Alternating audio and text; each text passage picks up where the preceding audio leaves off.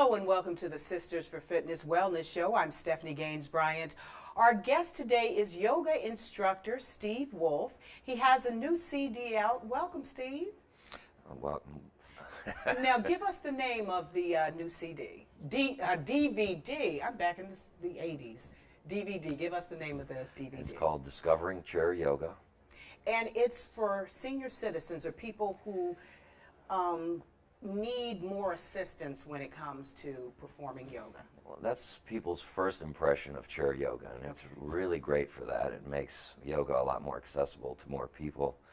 But I find that people can use it all the time. For example, in my other job, I'm a professional musician, so I'm on the road once in a while, and in hotel rooms, I don't want to get on the floor, and all I need is a chair, and I can get a nice little workout in my hotel room.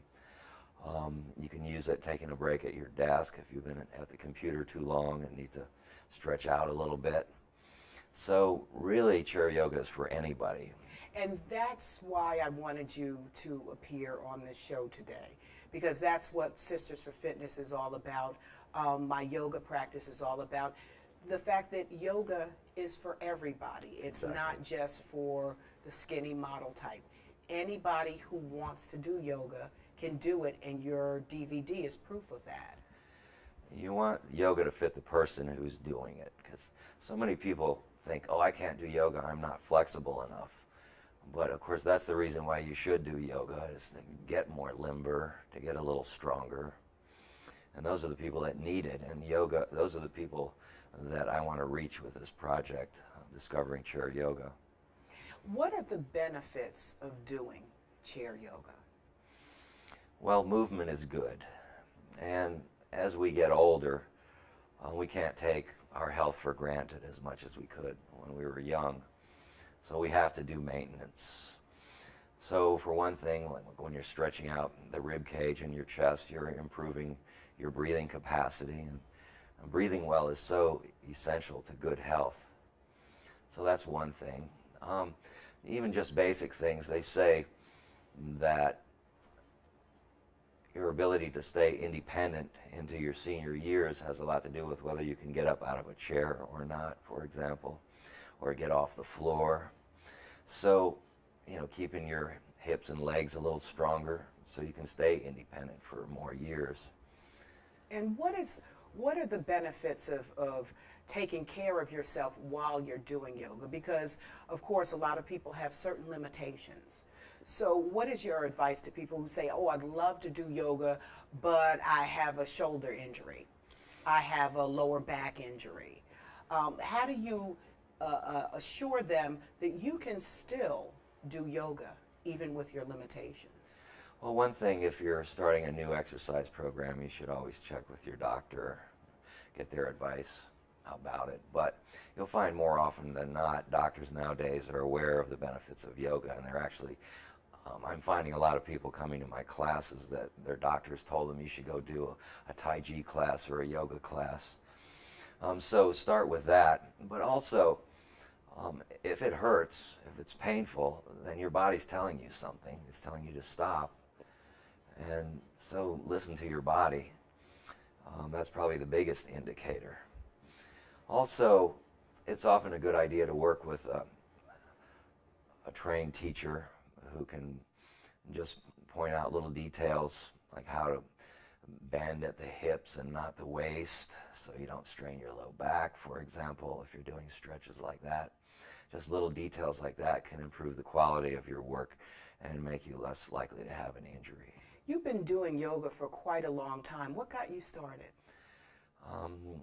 I had an aunt who was from Brazil, and in fact I spent part of my youth in Brazil, and she was a yogi, or technically yogini, which is a female yogi, and she taught me yoga when I was about 18 years old.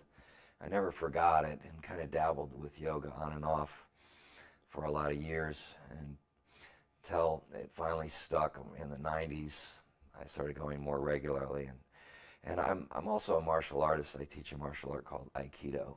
Yes. And I found that it was really helping me with that, and to stay more flexible, to be able to stay on the mat with the younger people on the mat.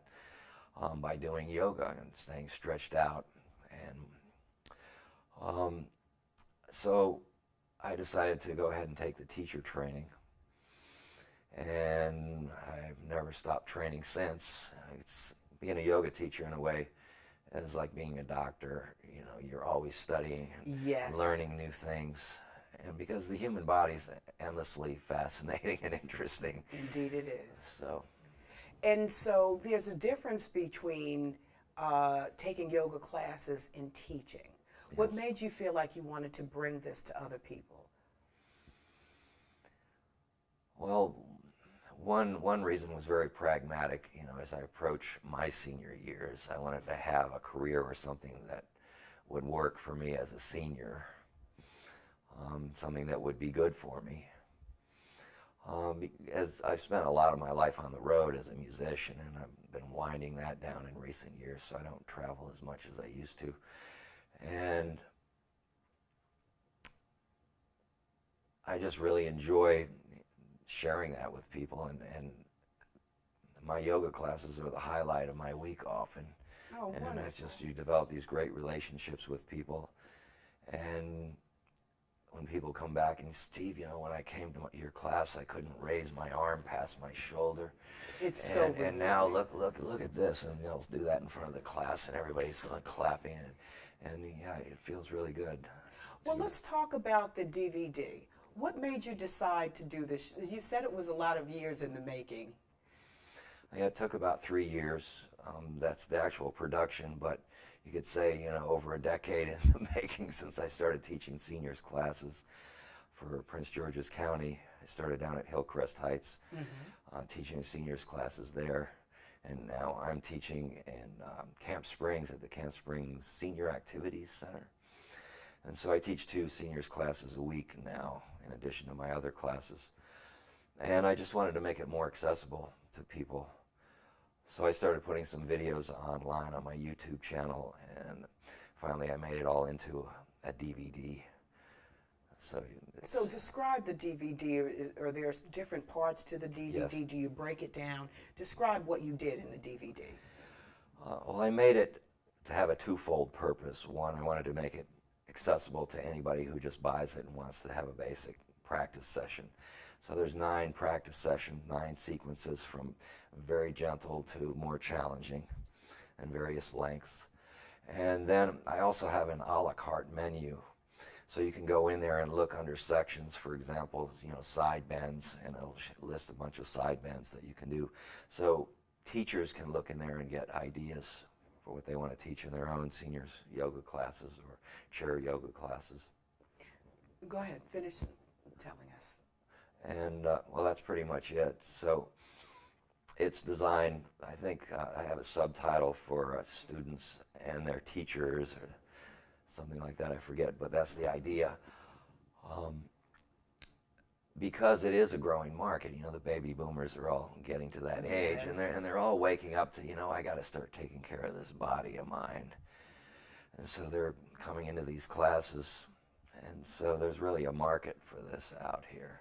How often should a person take a yoga class? Are we talking about once a week? Should they do something every day? How often would you suggest? You know, the ideal, you know, would be 3 classes a week and maybe a few things at home in between.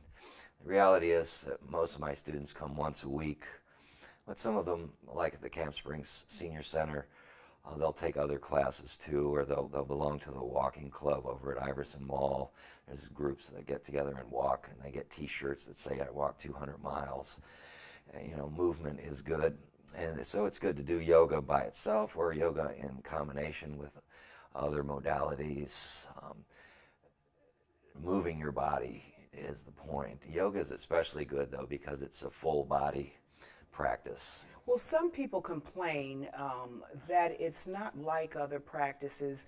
For example, if you were to take up kickboxing where you can burn 800 gazillion calories during one session, you may not burn a lot of calories or the same amount of calories you do with a kickboxing class or with running 2 or 3 miles a day, but you can still lose weight and stay fit. And can you talk about why you can still, or that you can gain greater fitness through yoga, even though it's not something that's high intensity aerobics? Well, a very basic thing is modern life has a lot of stress involved. It just does. You go drive on the Beltway, you get stressed. It's just a matter of reality. And yoga is really good for relaxing the muscles, stretching out the muscles, opening up your cardiovascular system so the blood can circulate and carry away the toxins and bring oxygen and nutrients to all the tissues in your body. And just getting more flexible. For example, as we get older, you lose flexibility in your chest and your rib cage. So you lose your ability to breathe as efficiently. You lose your ability to ward off, viruses and colds and things. So just keeping the rib cage more flexible, it keeps you breathing more efficiently. Toned muscles, even gently toned muscles, burn more calories. And when you make yourself stronger, when you do basic yoga exercises using a chair, some of them are strength training. I'll be showing you a couple of those in a minute. When the muscles get stronger, the bones react to that and get stronger to support stronger muscles. So it's good for osteoporosis, which is a concern of a lot of seniors, especially women. Also, there have been recent studies that say how good yoga is for diabetics. And diabetes, especially in the African American community, is also almost at epidemic levels. So when you're doing the movement and the breathing that are involved with yoga, it just benefits so many different things. So there's that aspect that you just addressed, and that's definitely an important part of it. But there's also the self-awareness that comes from doing yoga practice. Because yoga, as opposed to regular exercise where you're kind of looking at your watch, okay, 5 more minutes, and you're going along, yoga, it's like I feel what my arm is doing. I feel the muscles stretching. I become self-aware. I'm in the moment because I'm experiencing what my body's doing while I do it. So, in a way, it's a meditation in movement, which is why they call yoga mind-body. Also, my classes always have an element of meditation in them, always. So in breathing exercises, I teach all those tools to people to help manage stress. And what happens is you become more self-aware. And as you become self-aware, you make better choices in life. So, I do enjoy a beer now and then. In my early days, a few beers, but now, I'm happy with 1 beer once in a while, and sometimes weeks go by when I don't have one and I don't notice. And even though I'm still playing, 3 or 4 nights a week as a musician, it's there and people are buying it. I basically pass on it most of the time, and it's just, I know that I just really don't need it, and I know how hard it is to work off the calories once they're on there. Or you can just eat 1 cookie instead of the whole box. But there's also kind of the zen of it. If you take the bag of potato chips to the sofa while you're watching it, you may taste the first 3 chips out of the bag, but after that you're just stuffing your face and watching the show.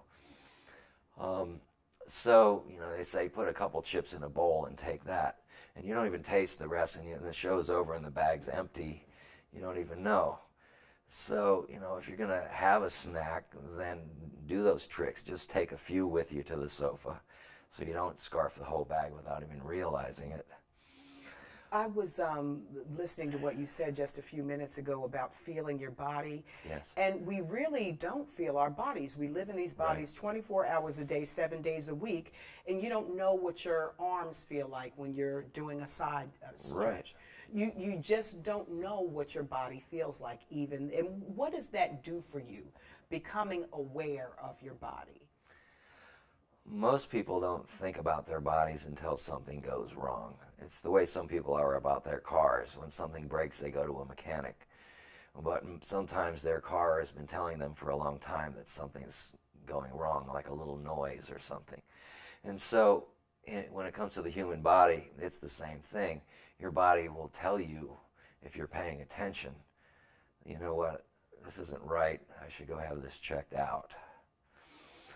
Or even just while you're practicing, you know, when I go this way, I notice I'm a little stiff. So maybe I just need to stretch, you know, this side a little more. Sometimes because of occupational issues, you know, we're more flexible on one side than the other. You start to notice these imbalances in the body. So the word hatha yoga is, it means sun and moon, so it implies bringing balance back to the body. So the exercises, the physical exercises of yoga are called hatha yoga. So on many levels, you're bringing balance back to the body. Which is great. I'm just curious, as a musician, have you found that the yoga helps you as a musician? Absolutely. I do a lot of freelance, so I'm always cramming material and learning material, often in a very short period of time. And you know, there can be stress associated with that, and the hours. And it keeps me more relaxed. I find that my memory is better because I'm trying to absorb a lot of material in a short period of time. So I notice that when I do a little meditation practice, which is part of the yoga practice, and I do my exercise, my brain just works better. Do you find that, or it's always recommended that yoga instructors have their own practice? Do you practice what you preach? I do. I don't always get to as much as I'd like. And one of the reasons that I teach right now, have 6 scheduled classes plus private students a week. I'm always, you know, reviewing new material or videos or going to seminars and things, and always trying to learn new things. As we were talking about before the show, it's one of the joys of being a yoga teacher is the learning and the fact that the human body is endlessly interesting. So it's a basic thing too. If you're moving your body and keeping in reasonable health, you just feel better. When you feel better, you smile more and people smile back, so life seems to go better. It really does come down to basic issues like that sometimes. If you feel better, you look better on stage because you're smiling more. you know, these are simple things that you don't think about a lot, but they can have a huge impact on the quality of your life. What we're going to do in just a few minutes is we're going to take a break, and when we come back, we are going to do a demonstration. I have no idea what you're going to do, Steve. But you're going to show some yoga postures, maybe some yoga breathing. Sure. Something that we can do anytime, just in case someone who's watching could possibly use these things at work. Or just to calm down if you're sitting in traffic, as we in this area are always sitting in someone's traffic. So these are some things that you can take with you on a daily basis.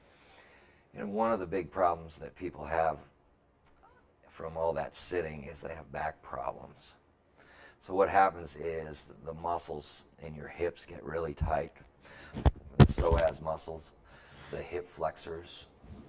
Well, what we're going to do is we are going to take that break, and when we come back, we're going to do a whole demonstration and get you flexible. Okay. I'm Stephanie Gaines Bryant. This is the Sisters for Fitness Wellness Show. We'll be back right after this. Hello and welcome back to the Sisters for Fitness Wellness Show. Our guest today is Steve Wolf, and he has a new DVD, and it's called Discovering Chair Yoga. Steve is a yoga instructor. He teaches all kinds of yoga, but what we're going to focus on today is chair yoga. And we're about to do a demonstration, so Steve, take it away. So we talked a little bit about breathing and meditation in the earlier segment. So let's turn our palms over, and Sit up nice and straight, comfortably straight, just bringing your spine into its natural alignment. So we'll inhale the arms out to the sides and just feel the breath rise up through the body all the way up into your shoulders, breathing in, lengthening through the torso, exhaling the hands back to the heart. And again, we'll do about 4 rounds. Inhaling, opening up the range of motion in your shoulders, and exhale, hands back to the heart. Opening the breath as though you could breathe deep into your belly. Letting it rise up through the body. Exhale. Shoulders settling back into the rib cage. 1 more round, just like that. Inhale. Open your heart, open your shoulders, and exhale back. So one of the things that I do a lot in classes, I try to encourage people to do a little bit of practice at home. You started to ask about that toward the end of the segment just now. And so one of the first things that I teach, so that they have something to practice, is 6 directions of the spine. So the 6 directions of the spine, I'll just demonstrate first, and then we'll do some exercise. So rounding this way, rounding, so back and forth. So flexion and extension of the spine. So then the second 2 directions would be side bending. So side stretch this way, side stretch this way. And the last 2 directions would be twisting. So rotating and twisting, looking over your shoulder, remembering your neck as part of the spine as well. And the second side here. So let's do that together. 6 directions of the spine. Let's just start with the hands on the knees. I call this cat-cow exercise. We take a deep breath and exhale, round back and open between the shoulder blades. Feel your shoulder blades broaden. Then inhale, opening your heart forward, dropping the front of your pelvis down, and then exhale back and around, even tucking your chin just a little. Don't force it. Inhale and open. And I like to start slow. You can speed up as you warm up. We'll just, for the demonstration, stay nice and slow, going with the pace of your natural breath rhythm. And exhale. And back to neutral spine. So very basic side bend. You can just let this arm hang down or hold the side of your chair like this. Let's inhale this arm up. Inhale, get long, get your spine long. Then exhale over. So we create length in the spine, create space between the vertebrae as you come up, and exhale over. Inhale as you breathe in, the spine lengthens, and exhale over.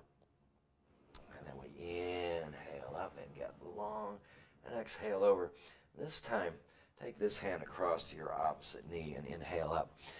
And we'll stretch. If you want to add a little neck exercise, you can turn and gaze up toward the ceiling, relaxing your shoulders away from the ears, but elongating through the waist,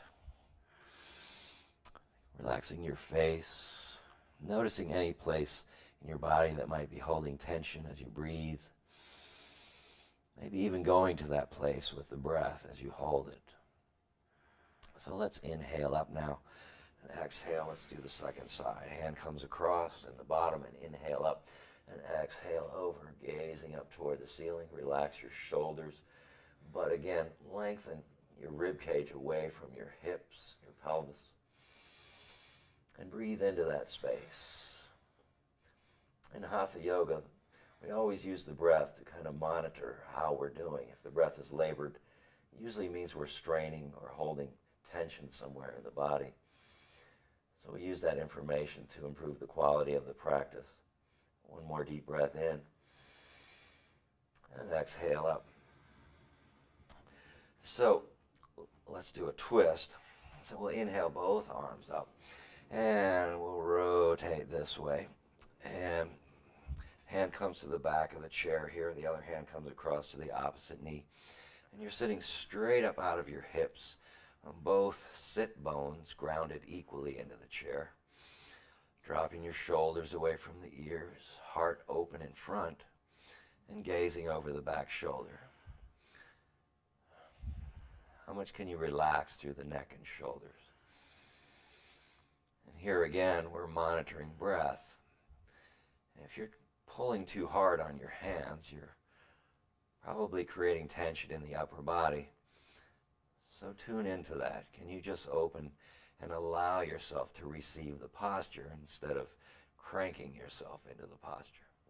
Well, let's feel what it is on the other side. Inhale up.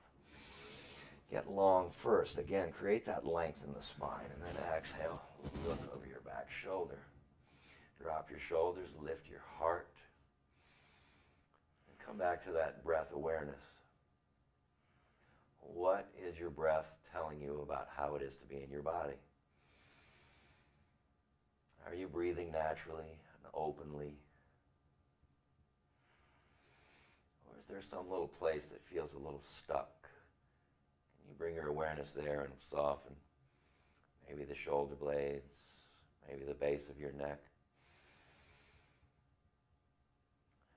And let's inhale up. And then exhale your hands back to your lap. So that's a good basic way to start. There's a lot of different ways to do it. Well, very good. Well, what I'd like to do is to make sure everybody knows that the name of the DVD, I keep saying CD, the name of the DVD is Discovering Chair Yoga. And you said you have 9 different sections, or how many different sections? Well, there's 9 sequences. Pre-programmed classes. So you just start it and you go in your chair and you just do it.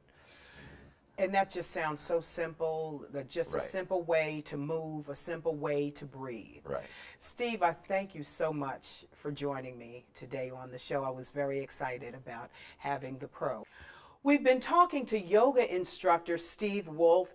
He has a new DVD called Discovering Chair Yoga.